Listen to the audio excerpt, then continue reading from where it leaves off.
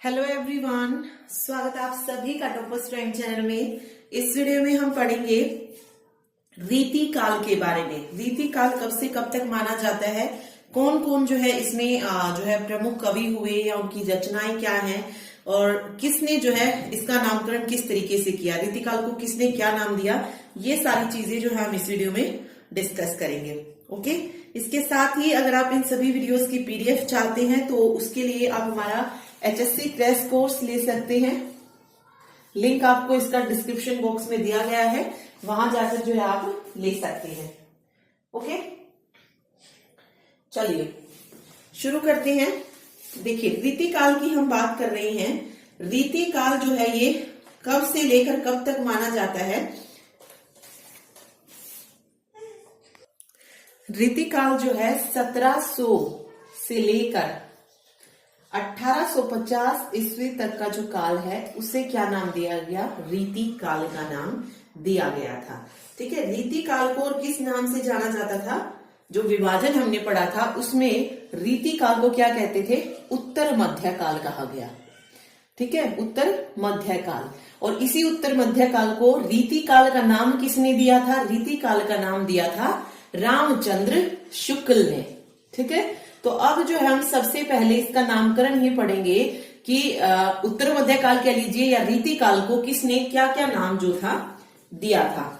ठीक, चलिए पढ़ते हैं। देखिए, रीति काल को सबसे पहले रामचंद्र शुक्ल ने रीति काल कहा था। इसके अलावा श्रृंगार काल पूछा जा सकता है कि रीति काल को श्रृंगार काल किसने कहा। तो रीति काल को श्रृंगार काल किसने कहा था, श्रृंगार काल कहा था विश्वनाथ प्रसाद ने। विश्वनाथ प्रसाद, ठीक है। और रीति काल को ही अलंकृत काल किसने कहा, ये भी इंपॉर्टेंट है। अलंकृत काल जो था ये किसने कहा था, ये मिश्र बंधुओं ने कहा था, मिश्र बंधु।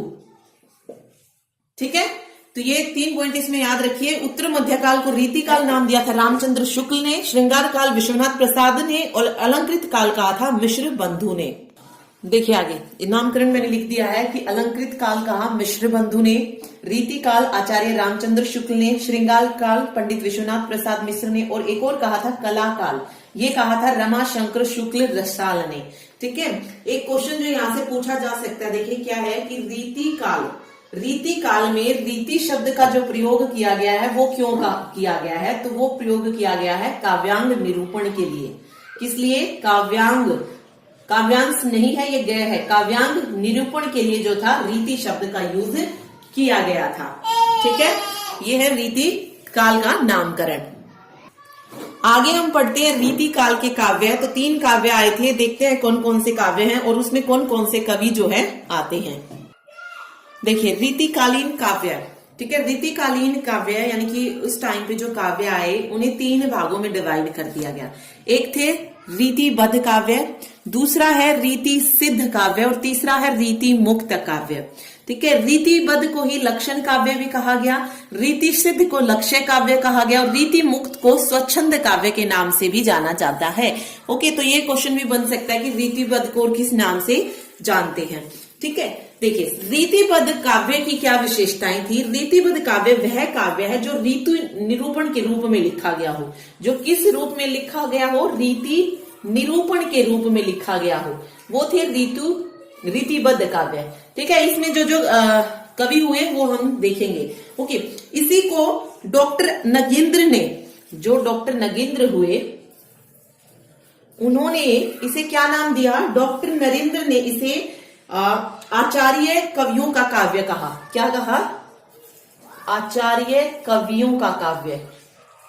अब ये पूछा जा सकता है कि आचार्य कवियों का काव्य रीतिबद्ध को किसने कहा, तो डॉक्टर नगेंद्र ने कहा। ये पूछ सकते हैं डॉक्टर नगेंद्र ने आचार्य कवियों का काव्य किसे कहा, तो रीतिबद्ध काव्य को कहा। तो ये 3-4 क्वेश्चन यहां से इस तरीके से पूछे जा सकते हैं। ओके, इसी को रीतिबद्ध या लक्षणबद्ध का नाम किसने दिया, लक्षण काव्य का नाम किसने दिया था, तो ये नाम दिया था विश्वनाथ प्रसाद मिश्र ने। विश्वनाथ प्रसाद मिश्र ने। ठीक है, तो ये था पूरा रीतिबद्ध। और भी बहुत सारी चीजें हैं लेकिन हमें थोड़ा थोड़ा ही देखना है कि क्या क्या जो है यहाँ से पूछा जा सकता है। ओके, अब देखते हैं इनके एक एक करके। अब देखते हैं इसमें कि किसमें कौन से कवि हुए, रीतिबद्ध कवि कौन से हुए, या रीति सिद्ध कवि कौन से थे, और रीति मुक्त कवि कौन से थे। आगे देखिए, सबसे पहले हम बात कर रहे हैं रीतिबद्ध काव्य की कि कौन कौन इसमें नाम आता है। तो देखिए, सबसे मेन जो नाम है इसमें वो है केशवदास का। ठीक है, केशवदास, चिंतामणि, मतीराम, पद्माकर, भिखारी दास, गवाल, देव और भूषण, ये जो है रीतिबद्ध काव्य से रिलेटेड है। ठीक है, फिर बात आती है रीति सिद्ध काव्य की। तो रीति सिद्ध काव्य में ये पूछा जाता है कि सबसे मेन नाम कौन सा है, यानी कि जो सबसे जाना मतलब फेमस है, या कह लीजिए रीति सिद्ध का जो सबसे पहला कवि माना जाता है वो कौन सा है, बिहारी। उसके बाद रसनिधि, नृप शंभु और निवाज। उसके बाद है स्वच्छंद काव्य। तो स्वच्छंद काव्य में नाम आता है धनानंद का, आलम का, ठाकुरदास और बोधा। तो ये आप याद रखिए कि रीतिकालीन काव्य को कितने भागों में बांटा गया और कौन सा कवि किसमें आता है। ओके, अब हम पढ़ते हैं कवि और उनकी रचनाएं। आगे पढ़ते हैं हम कवि और उनकी रचनाएं। तो देखिए, इसमें जो जो कवि हुए, जसवंत सिंह है जिनकी रचनाएं हैं भाषा भूषण, ये इंपोर्टेंट है, और प्रबोध चंद्रोदय। उसके बाद है सेकंड नंबर पे कुलपति मिश्र जिनकी रचनाएं हैं द्रोण पर्व और संग्राम सार। ठीक है, थर्ड नंबर पे आते हैं महाकवि देव जिनकी रचनाएं हैं भाव विलास और प्रेम चंद्रिका। भिखारी दास की जो रचनाएं हैं वो है काव्य निर्णय और श्रृंगार निर्णय। पद्माकर की रचनाएं देखिए, पद्माभरण, जगत विनोद और प्रबोध 50, ये तीनों रचनाएं जो है गंगा लहरी भी जो है ये पद्माकर की ही रचना है। उसके अलावा छठे नंबर पर है बिहारी लाल की रचना बिहारी सतसई, इंपोर्टेंट है ये भी। उसके बाद धनानंद है, अगेन मोस्ट इंपोर्टेंट, ये किस काव्य से रिलेटेड थे, स्वच्छंद काव्य से, जिसमें आते हैं मतलब इनकी जो रचनाएं हैं सुजान सागर, सुजान संबोधन और विरह लीला, ये इनकी रचनाएं हैं। ठीक है, आगे देखते हैं। आगे देखिए, आगे है बोधा जिसकी रचनाएं हैं विरह वारिश और इश्कनामा। ठाकुर की रचनाएं हैं ठाकुर ठसक और ठाकुर शतक। आलम की रचना है सुधामा चरित और देव की रचना है श्रृंगार लतिका सौरभ। तो ये कुछ रचनाएं हैं, सिर्फ पढ़ लीजिएगा क्योंकि ऑब्वियस इन्हें याद रखना मुश्किल है इतनी सारी रचनाओं को, लेकिन ध्यान भी रहेंगी, सिर्फ एक रीड भी अगर आप लेंगे तो। ओके, अब देखते हैं कुछ इंपोर्टेंट क्वेश्चन। देखिए, क्वेश्चन क्या क्या बन सकते हैं। फर्स्ट क्वेश्चन है, आचार्य रामचंद्र शुक्ल ने उत्तर मध्यकाल को कौन सा नाम दिया था। तो उत्तर मध्यकाल को क्या नाम दिया गया, रीति काल का नाम दिया था आचार्य रामचंद्र शुक्ल ने। ओके, और आगे अलग तरीके से आ सकता है, जो हमने नामकरण पढ़ा है कि उसने उत्तर मध्यकाल को कौन सा नाम दिया, ठीक इस तरीके से पूछ सकते हैं। आगे देखिए, रीति काल को काव्य की दृष्टि से कितने भागों में बांटा गया। तो काव्य की दृष्टि से 3 भागों में। कौन से थे 3 भाग, एक रीतिबद्ध था, रीति सिद्ध था और रीति मुक्त काव्य था। ठीक है, आगे है रीति सिद्ध काव्य धारा के प्रमुख कवि कौन है।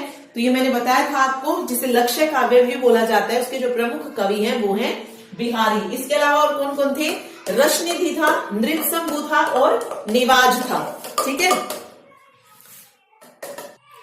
नेक्स्ट है रीति काल के किस कवि ने वीर रस प्रधान रचनाएं की। तो किस कवि ने वीर रस प्रधान रचनाएं की थी, तो ये थे भूषण। और ये किस काव्य से रिलेटेड थे, ये रीतिबद्ध काव्य से रिलेटेड थे, रीतिबद्ध से।